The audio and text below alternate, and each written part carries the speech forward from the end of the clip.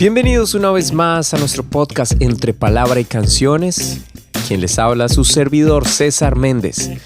Súper emocionado de que continuemos estudiando la palabra de Dios en esta serie maravillosa, Milagros.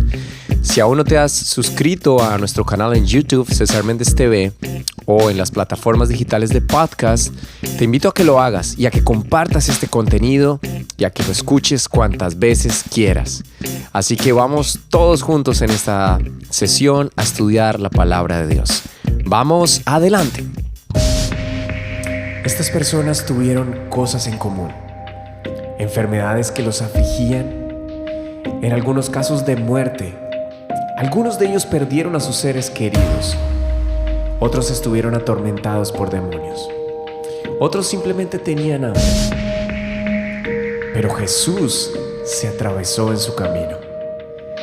Y ellos decidieron hacer algo diferente. Decidieron hacer algo fuera de lo normal. Decidieron creer. El apóstol Juan escribe al final del Evangelio: este es el discípulo que da testimonio de estas cosas, y escribió estas cosas, y sabemos que su testimonio es verdadero.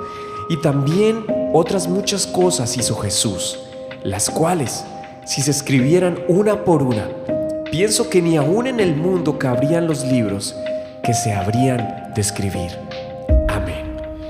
Milagro número 22, descritos en el Evangelio según San Mateo, capítulo 15, del verso 21 al 28, y en el Evangelio según San Marcos, del capítulo 7, del verso 24 al 30.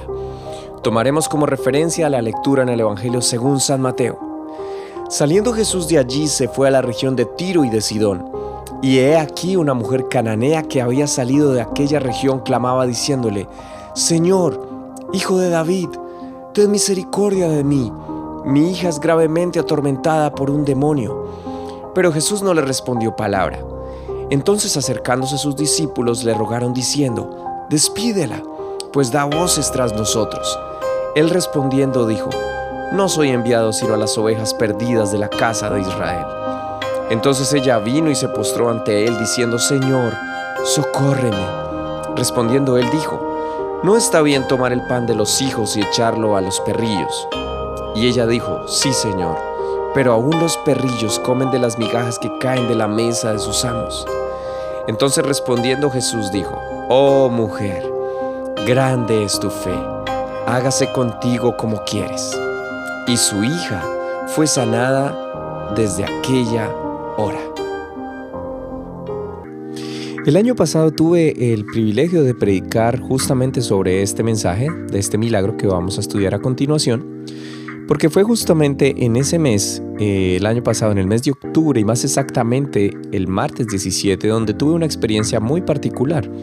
En una de las escuelas donde trabajo, tuvimos que ser participantes de lo que los americanos llaman drill, que significa algo así para nosotros en español como un simulacro o una preparación en situaciones de alto riesgo de vida. Justo el día anterior de esa semana, es decir, el lunes 16, hubo en una escuela primaria de la ciudad de Dublín, muy cerca de esta área, una situación peligrosa en la que alguien dejó un artefacto explosivo, afortunadamente sin víctimas. Ese mismo día hubo una falsa alarma en otra ciudad cercana llamada Fremont, también en una escuela primaria donde hubo una evacuación producto de esta falsa alarma. Así que ese día, el día martes, fue casi que como una norma en muchas escuelas de hacer este tipo de simulacros. Y fue particular porque, a diferencia de los simulacros de evacuación en los que usualmente hemos estado, y creo que casi en todas partes se prepara la gente para evacuar en caso de un terremoto, de un temblor, de un incendio, este era muy distinto. Este era justamente un simulacro cuando alguien o cuando se presenta la situación de que alguien llega a una escuela y esa persona está armada o una situación parecida. No sé cómo explicarlo exactamente, pero recuerdo que el simulacro en el que estuvimos allí fue nuevo para mí.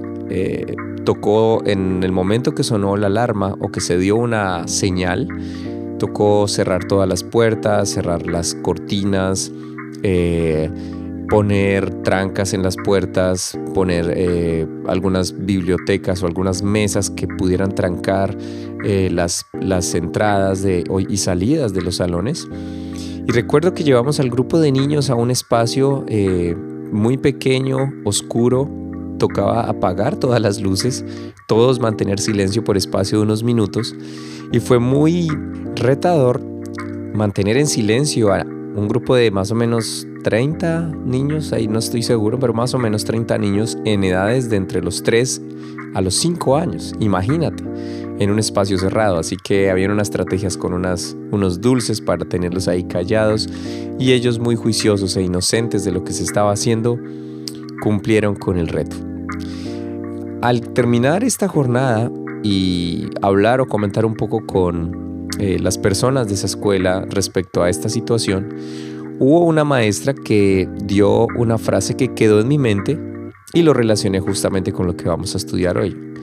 Cuando le preguntaba acerca de la situación que se había vivido esos días y de cómo también en el mundo se están dando las cosas, ella respondió: "Everything is crazy". Una frase que al español traduce algo como que todo es una locura o todo está fuera de control. En la vida de muchos de nosotros se presentan situaciones en las cuales no podemos tener el control, y otros tienen aún una dificultad más grande cuando el temor de Dios y el conocimiento de su palabra, o no haber recibido al Señor en su corazón, afecta emocionalmente todo lo que está sucediendo a su alrededor y a su entorno. Y algo así le pasó a la mujer involucrada en este milagro. Acabamos de escuchar la lectura en el Evangelio según San Mateo, que también este milagro está en San Marcos, con unos detalles un tanto diferentes, pero la lectura en sí es muy parecida. Y según lo que los dos cuentan, nos dice que Jesús salió de su tierra, y es la única ocasión en que él y sus discípulos salieron del territorio judío. Seguramente necesitaban un poco de espacio ante el acoso de las multitudes, pero sobre todo ante la dura actitud de incredulidad por parte de los judíos. Y de esta manera enseñarle a sus discípulos lo que les esperaría más adelante cuando tuvieran que ir a predicar el evangelio lejos de Jerusalén, fuera de su territorio. Y de esta manera iniciar la extensión del evangelio a todo el mundo. La fama de Jesús ya era mucha, y no había un lugar donde la gente no le acompañara, no supiera de lo que él estaba haciendo, inclusive en estas ciudades lejos de Jerusalén. Ahora se dirigieron a las ciudades de Tiro y Sidón, que estaban ubicadas al norte de Galilea. Eran ciudades de la antigua Fenicia, lo que es Siria hoy, y eran ciudades paganas, ciudades de gentiles. Tiro se encontraba a 65 kilómetros al noreste de Capernaum. A la vez era una ciudad costera con un gran acantilado natural. Por su parte, Sidón se encontraba a 45 kilómetros al nordeste de Tiro y a 100 kilómetros al norte de Capernaum. Al igual que Tiro, era una ciudad costera. Recuerda que su manera de transportarse era caminando, así que imagínate el esfuerzo de recorrer todas estas distancias. En Marcos, el relato bíblico nos enseña que Jesús y sus discípulos entraron en una casa con la intención que nadie se diera cuenta que ellos estaban allí. Sin embargo, esto no fue posible porque la gente se enteró. Pero Mateo nos dice que mientras ellos iban en escena, una mujer entra dentro de esta historia, y esta mujer sale de una de esas ciudades. Y sea como haya pasado, esta mujer de origen griego, que es un detalle muy importante porque los griegos practicaban el politeísmo y querían razonar o encontrar la explicación a todo. Y para cada situación o fenómeno natural ellos tenían un Dios en el cual creían. Pero esta mujer tenía una situación que estaba fuera de control. Como madre, agobiante. Y recordé la frase "Everything is crazy". Todo era una locura en su casa. Estaba fuera de orden, fuera de control. Porque los versículos nos dicen o nos hacen pensar justamente en la situación de esta pobre mujer. Aunque para Jesús esto no era ningún problema, ya como lo hemos leído, todas las situaciones y milagros que Él hizo en la liberación de muchas vidas antes que tenían estas situaciones particulares, es interesante la reacción de Él ante las rogativas de la mujer cananea, que cada vez eran más ensordecedoras, y los discípulos ya no aguantaban más. No aguantaban más los gritos de esta mujer. Y le dicen a Jesús que la despida. Ellos tal vez no sentían mucho amor por quienes no eran judíos. Creemos que estaban un poco molestos por la actitud de esta mujer, gritando tras ellos una y otra vez: Señor, Hijo de David, ten misericordia de mí.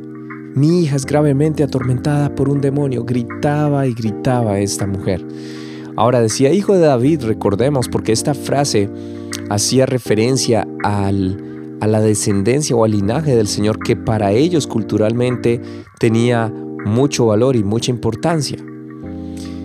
Y entonces es muy interesante ver lo que sucede en esta discusión un tanto improvisada por el momento. Aunque ya sabemos que para Jesús esto no era ningún problema, Jesús entonces responde a sus discípulos de una manera general y explica que Él no venía sino a las ovejas perdidas de la casa de Israel. Pero en la manera en que es expresado por el Señor, nos deja entender que Él estaba abriendo un camino para todas las demás naciones, y en este caso en particular, porque donde no hay conocimiento de Dios, o no hay temor de Él o fe, es lo que Jesús necesita que se produzca, no solamente para que haya un milagro, sino para que llegue la salvación a la vida de las personas.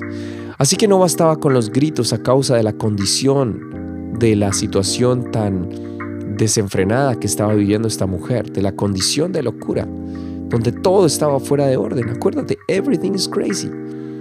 Una extranjera necesitaba despertar en ella la verdadera fe y adoración en espíritu y en verdad, que haría que ella entendiera de qué se trataba la misión de Jesús en esta tierra.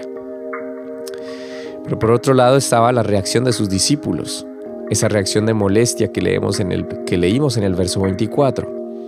Así que Jesús responde a ellos, pero ella escuchó lo que Jesús dijo. Y entendemos que se lo tomó muy en serio, se tomó muy en serio la respuesta del Señor, porque enseguida entró en la conversación y le respondió al Señor. Ahora, ¿qué quiso decir Jesús con su respuesta? Porque la respuesta es muy interesante en primera medida. No soy enviado sino a las ovejas perdidas de la casa de Israel. Pero entonces ella entra en la conversación y deja de gritar y toma una actitud diferente. Se postra y entonces le dice: Señor, socórreme. Es muy importante que ahora ella cambia su actitud, cambia sus gritos por la humillación y postrarse ante el Señor. Y Él le responde, esta vez Él le responde a ella: no está bien tomar el pan de los hijos y echarlo a los perrillos. En Marcos leemos: deja primero que se sacien los hijos, porque no está bien tomar el pan de los hijos y echarlo a los perrillos. Al leer esto de manera superficial y rápida despierta muchas interpretaciones, justo esta palabra perrillos. Aunque no dejaba de tener cierto carácter de insulto la palabra, sí es importante que entendamos que todo lo que Jesús está diciendo está colocando, según lo que leemos en Marcos, una primera opción o un primer principio, un primer objetivo por el cual Él estaba viniendo aquí a la tierra. Pero aunque la respuesta inicia con deja primero que se sacien los hijos, Jesús está dejando la puerta abierta a una segunda opción. Y aparte, el diminutivo usado a continuación, perrillo, que en griego se pronuncia konarión, la cual hace referencia a un cachorro, lo que podría ser una mascota, que es como ella lo entendió. Y es la respuesta que ella le da al Señor. De esta manera el Señor, enseñando que había venido primero a la casa de Israel, como lo dije antes, pero que no iban a ser los únicos. Ahora se abría la puerta, Él mismo, para nosotros los gentiles.